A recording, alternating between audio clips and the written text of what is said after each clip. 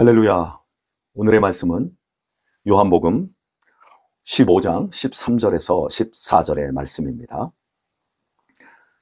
사람이 친구를 위하여 자기 목숨을 버리면 이에서 더 큰 사랑이 없나니 너희가 나의 명하는 대로 행하면 곧 나의 친구라.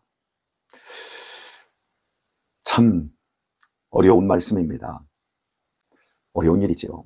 그런데 하나님께서는 이렇게 친구를 위하여 자기 목숨을 버린 사람에 대해서 이것보다 더 큰 사랑이 없다 하시면서 바로 이 사람이 자기의 친구라고 말씀하고 있습니다. 왜 하나님께서 예수 그리스도를 통해서 이런 말씀을 우리에게 주시는 것일까요?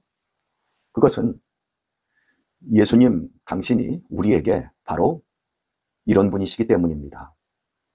우리는 예수님에게 친구가 될 수 없는 사람들입니다. 그럼에도 예수님은 우리를 용납하시고 이해해 주시고 사랑해 주셔서 십자가에서 죽으셨습니다. 친구 같지 않은 우리를 친구로 받아주셨을 뿐만 아니라 당신의 목숨까지도 버리셨습니다. 바로 그것을 예수님께서는 이 말씀 속에 내포하시고 우리에게 주신 것입니다. 그러므로 저와 여러분은 예수 그리스도를 믿음으로 말미암아 우리는 우리를 위하여 더 큰 사랑이 없는 바로 이런 친구 예수님을 얻은 사람들이 된 겁니다. 얼마나 든든하십니까? 바로 예수님을 구주로 믿는 사람은 이런 친구를 가진 것입니다. 그렇다면 이것으로 끝일까요? 이 말씀은 동시에 우리에게 이런 친구가 되라고 강력하게 권고하고 있는 것입니다. 제가 심리학을 공부하면서 알게 되는 사실은 인간의 고통과 슬픔 중에 가장 큰 고통과 슬픔은 인간 관계에서 뒤틀려지고 오해되고 풀 수 없는 관계의 어려움에서 온다는 것을 배운 겁니다. 또한 인간의 기쁨, 인간의 즐거움, 가장 큰 기쁨과 즐거움 역시도 인간 관계에 좋고 아름다운 것에서 얻어진다고 하는 것입니다. 인간관계가 전부라고 하는 겁니다. 그리고 심리학의 결론과 같은 말씀은 인간에 있어서 행복의 첫 번째 자리, 많은 조건이 필요합니다. 경제적인 요건도 필요하고 환경적인 요건도 필요합니다. 그런데 그 중에 첫 번째, 가장 중요한 행복의 조건은 인간관계를 잘 하는 것입니다. 그러니까 공부를 아무리 잘하고 아무리 좋은 경제적인 환경 속에 있다 할지라도 인간관계를 잘 하지 못하면 결코 행복할 수 없다라는 의미입니다. 이렇게 인간관계가 중요하더라고요. 여러분, 올 한 해를 돌아보시면서 가장 행복했던 순간이 언제였습니까? 이제 이런 주제로 많은 논문들을 썼고 전 세계적으로 데이터를 냈더라고요. 그러니까 과학적인 증거라는 거죠. 인간의 추억 속에 가장 큰 행복으로 자리 잡은 것은 모두가 똑같습니다. 사랑하는 사람과 맛있는 것을 먹었던 그 기억이 가장 행복한 기억으로 남았대요. 저 역시도 이런 논문들을 검색하면서 제 자신도 한번 생각을 해보았습니다. 나한테 가장 행복한 때가 언제였나? 제가 유달리 우리 성도님들하고 밥 먹는 것을 집착합니다. 밖에서 사 먹고 그런 것보다는 교회에서 우리 권사님들이나 집사님들이 해주시는 음식을 함께 먹는 것. 특별히 금요일에 밥을 해먹고 우리 권사님들께서 종종 교회에서 밥을 해놓고 저를 부르십니다. 그때 밥을 먹는데 왜 그렇게 행복한지 모르겠어요. 음식이 맛있어서 행복도 하겠지만 우리 권사님들이나 집사님들을 제가 좋은 관계 속으로 친구처럼, 누나들처럼, 동생들처럼 이런 관계가 되어지니까 행복한가 싶습니다. 예, 저는 분명히 그렇다고 생각되어집니다. 제 어린 시절 특별히 맛있는 거, 기름진 음식을 먹지는 않았어도 곰곰이 생각해 보면 어머니께서 해주셨던 그 투박했던 음식들 종종 생각이 나고, 배고프던 시절 우리 막내 누나하고 아궁이에 불을 떼면서 그 묻어두었던 고구마, 감자 이렇게 익은 거 그 아궁이 앞에서 쭈그리고 앉아서 그 까먹었던 그런 기억들, 이런 것이 행복으로 자리 잡아 있어요. 확실하게 인간관계인 것 같습니다. 이제 나이가 55세를 넘어가고 있는, 이제 한 20일만 있으면 그런 나이인데요. 살아오면서 저는 오늘 말씀처럼 나는 친구를 위해서 목숨을 내어줄 수 있나? 누군가가 나를 위해서 목숨을 내어줄 만큼 나를 사랑하고 있는가 살펴보면, 예수님에게 분명히 말씀을 명령받았는데, 그리고 이 말씀을 저는 전하는 사람인데 제가 그런 사람이 되었는가 돌아보면 참 부끄럽습니다. 저는 누구에게 그런 사람이 아닌 것 같고, 나를 위해 목숨을 버리는 사람도 없을 거라고 생각이 되어집니다. 그러나 저는 이 말씀에 실망하거나 제 자신에 대해서 자책하지 않습니다. 오히려 이 말씀이 주어졌다는 것은 분명히 이럴 수 있다는 것, 그리고 이렇게 예수님처럼 하기만 하면 충분히 예수님도 우리를 도와주실 수 있다라고, 그래서 너는 내 친구라 이렇게 말씀을 하셨기 때문에 저는 절망하거나 자책하지 않고 더 매진해 보려는 생각을 가지게 되어집니다. 사랑하는 우리 교우 여러분, 우리 좋은 친구가 서로에게 되어주도록 하십시다. 요즘 리더십에 굉장한 위기를 겪고 있습니다. 정치적으로도 대한민국의 최고의 리더십이 지금 흔들렸고, 또 거센 공격들로 인해서 나라의 국론이 4분 5열되고 있습니다. 벌써부터 정치뿐만 아니라 군대, 학교, 가정, 모든 리더십의 위기가 팽배해지고 있는 것이 사실입니다. 다 무너졌습니다. 리더십의 위기 속에서 공동체는 허약해졌습니다. 리더에 대한 포용 능력들이 전체적으로 없어졌습니다. 리더다운 리더들이 없다라고 말을 합니다.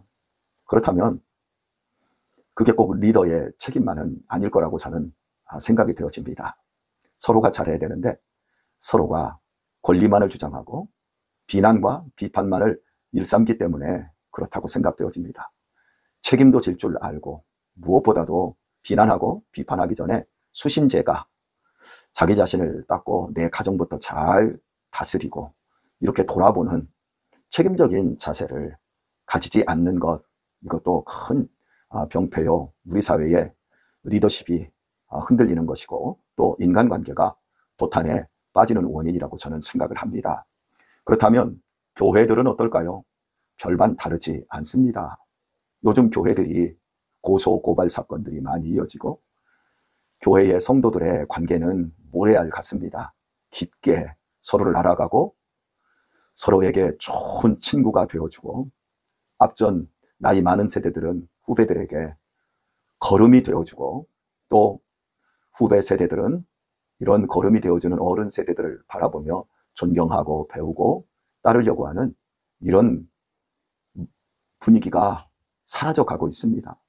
참으로 안타깝습니다. 우리 교회는 어떨까요? 그동안 너무도 여러분들이 잘해주셨습니다.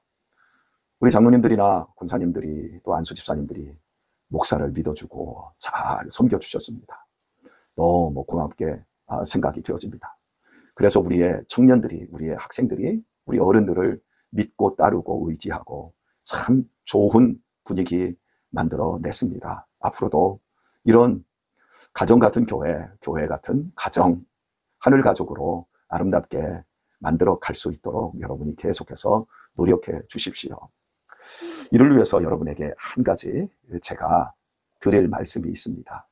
제가 노예에서 현재 모 교회의 고소고발 사건에 대해서 그것을 이제 심의하고 또 재판하는, 질의하는 재판 부건으로 여러 서류를 들여다보면서 느끼는 부분이 하나가 있습니다. 그것은 교회에 이제 좀 신앙생활을 오래 하고 교회에 조금 영향력을 끼칠 수 있는 이런 어떤 권사님들, 또 안수 집사님들, 또 젊은 장로님들이 자꾸 중지를 모으는 겁니다. 여러분, 중지를 모은다는 것은 그 뜻이 민주주의의 참여 방식, 소통하고 이런 것들을 의미합니다.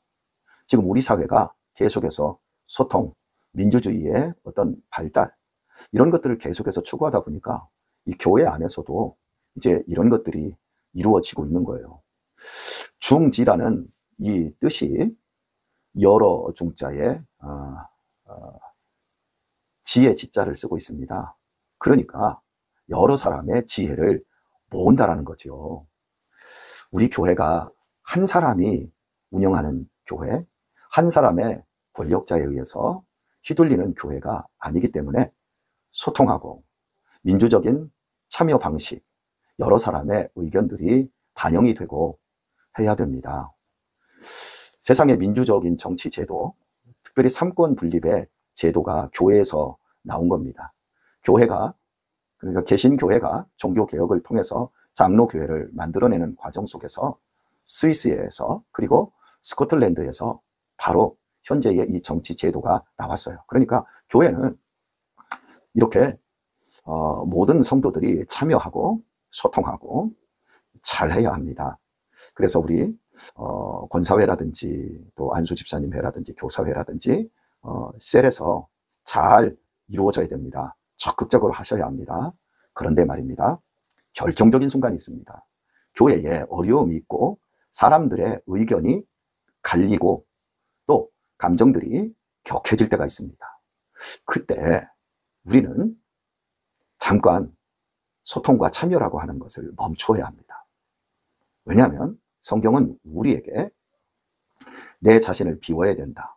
주님을 따르기 위해서는 우리 자신들이 자기를 부인하고 십자가를 져야 한다라는 말씀이 먼저 주어져 있기 때문입니다. 그리고 교회는 이익 집단이 아니라, 그리고 봉사 집단이 아니라, 교회는 회사와 같은 규약으로 만들어진 집단이 아니라, 교회는 주님께서 우리를 사랑하셔서 당신의 생명을 드리고 핏값으로 사신 당신의 몸된 교회이기 때문입니다. 즉, 교회는 희생의 공동체, 교회는 사랑의 공동체이기 때문입니다. 그리고 우리 각자 한 사람 한 사람은 보이지 않는 하나님, 그 하나님을 보이게끔 보이는 형상으로 만들어내는 주님의 몸으로 부름을 받은 겁니다. 주님의 머리가 아닙니다. 주님의 몸입니다. 그리고 오늘처럼 우리에게 주신 말씀이 친구를 위하여 자기 목숨을 버리면 이에서 더 큰 사랑이 없고 바로 그 사람이 내 친구라, 그런 것처럼 교회의 가장 어렵고 가장 힘든 순간에 바로 그 결정적일 때는 우리는 잠시 우리의 생각을 멈추고 하나님의 말씀으로 돌아가야 합니다. 그래서 교회는 인간의 중지를 모으는 곳이 아니라 하나님의 뜻을 이루는 것입니다. 하나님의 뜻은 모든 사람이 예수님을 알므로 구원을 받고 예수 그리스도의 마음을 닮은 사람들로 변화되어가는 공동체입니다. 우리는 이 교회에서 사랑을 받을 뿐만 아니라 사랑을 실천해야 하는 겁니다. 하나님의 뜻이 사랑입니다. 하나님의 뜻이 사랑이기 때문에 그 뜻에 내 자신을 쳐서 복종시키는 것이 먼저인 겁니다. 그래서 교회에서 옳고 그르고 당위적인 것을 따지는 것, 그렇게 가면 교회는 사람을 잃습니다. 무엇보다도 그렇게 똑똑하고 그렇게 정확하게 해서 인간의 중지를 모아서 법을 이용하고 하게 되어지면 거기에는 분열과 상처, 아픔이 남습니다. 그리고 어떤 친구도 얻을 수 없습니다. 하지만 바로 그 순간 하나님의 뜻에 내 자신을 쳐서 복종시키면 내가 비겁해지는 것 같고 내가 지는 것 같지만 그때 주님께서는 다 아십니다. 주님께서는 다 보고 계십니다. 내가 지는 것 같고 내가 손해를 엄청 보는 것 같고 내가 바보가 되는 것 같지만 그때 주님께서는 우리에게 말씀해 주실 것입니다. 너야말로 나의 친구다. 그렇습니다. 우리 지금처럼 우리 교회가 아름다운 교회가 되기 위해서 제가 여러분에게 참으로 지혜 가득하고 또한 우리에게 용기 있는 용기를 주는 이 말씀을 제가 전했습니다. 오늘의 말씀을 맺도록 하겠습니다. 어제 황기성 목사님을 가정에서 퇴원하셔서 이제 요양원 등급을 기다리시는 가운데 있기 때문에 제가 면회를 갔었습니다. 목사님하고도 많은 인사를 나눴는데 가기 전에 이제 우리 목사님을 위해서 제가 마지막으로 좀 용돈을 좀 준비를 했고 동시에 지금 황기성 목사님을 돕고 있는 요양보호사가 계십니다. 그분을 위해서도 약간의 용돈을 준비를 했습니다. 황 목사님 손에 쥐어지면서 목사님, 제가 목사님에게 드릴 수 있는 마지막 용돈이 아닌가 싶네요. 그렇게 말씀을 드리고 요양보호사 손에도 쥐어줬습니다. 그랬더니 요양보호사께서 하시는 말, 뭘 저한테도 이걸 주십니까? 라고 하세요. 제가 요양보호사 분에게 얼마 전에는 황 목사님을 위해서 해장국을 사갔습니다. 그리고 요양보호사 것도 사갔습니다. 제가 왜 요양보호사도 챙기는 줄 아십니까? 그것은 요양보호사를 챙겨드리면 황기성 목사님에게 더 따뜻하게 잘해주실 것이기 때문에 그렇습니다. 황 목사님이 저의 이런 마음을 알고 계시기 때문에 그날 저한테 저를 이야기하시면서 그 요양보호사에게 이렇게 말합니다. 여기 권혁철 목사님은 나의 기가 막힌 친구입니다 라고 말해주시더라고요. 그러면서 막 우셔요. 권 목사님 내가 만나서 너무 즐거웠어요. 권 목사님 고마워요. 권 목사님 고마워요. 감사해요. 저 역시도 가슴이 뜨거워졌습니다. 저하고 황기성 목사님하고 만난 지가 이제 32년이 되었습니다. 신학교에서 스승과 제자로 만나고 또 교회에서 담임 목사와 전도사로 만나고 연배적으로 봤을 때는 제 아버지 같은 연배에 저는 아들이고 또 선후배 관계로 목사로서 대선배이고 목사로서 한참이나 후배인데 그리고 마지막에는 저희 교회에서 20년을 함께 목양을 하면서 돌봐주시고 서로를 끌어주고 이런 관계로 32년을 헤쳐나온 것 같아요. 세월이 가면 갈수록 인간관계가 어려워지는데 참 우리 목사님에게서 저같이 못나고 부족한 사람을 향하여 참 기가 막힌 친구다라는 그런 칭찬을 듣게 되니 부끄럽기도 하고 그러면서도 고마웠습니다. 사랑하는 교회 여러분, 제가 여러분을 위해서 죽을 수 있을지는 모르겠습니다.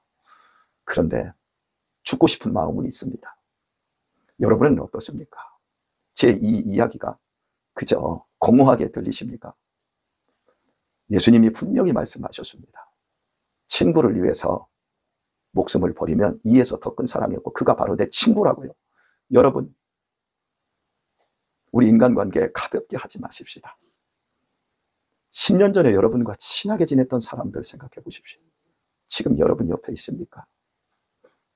20년 전은 어때요? 30년 전은 어때요? 우리가 다 이기적이고 다 개인주의적이라서 우리는 좋은 관계를 가질 수 있는 사람이 아닙니다. 우리 인간은 행복이 무엇인지를 모르면서도 행복을 쫓습니다. 인간 관계 속에 있습니다. 예수님이 우리를 위하여 목숨 버리셨듯이 우리도 목숨을 버리지 않고는 행복할 수도 없고 우리의 인생 성공할 수도 없는 것이겠지요. 기가 막힌 친구를 저도 얻고 싶습니다. 기가 막힌 친구가 되어드리고도 싶습니다. 우리 남은 시간 하나님께서 허락하시는 이 육신으로 살 수 있는 이 시간 동안 우리 서로에게 고마운 존재, 기가 막히게 아름다운 친구로서 할 수만 있다면 목숨도 버려줄 수 있는 그런 관계로 우리 한번 살아보도록 하십시다. 하나님께서 오늘 이 말씀 속에 은혜와 감동 주셔서 우리에게 이런 좋은 친구를 많이 주시고 우리 각자 이런 친구 되어지는 대로 한 걸음 더 나아갈 수 있기를 우리 주 예수님의 이름으로 축복하며 오늘 하루도 믿음 안에서 건강하고 승리하길 예수님의 이름으로 축원드립니다.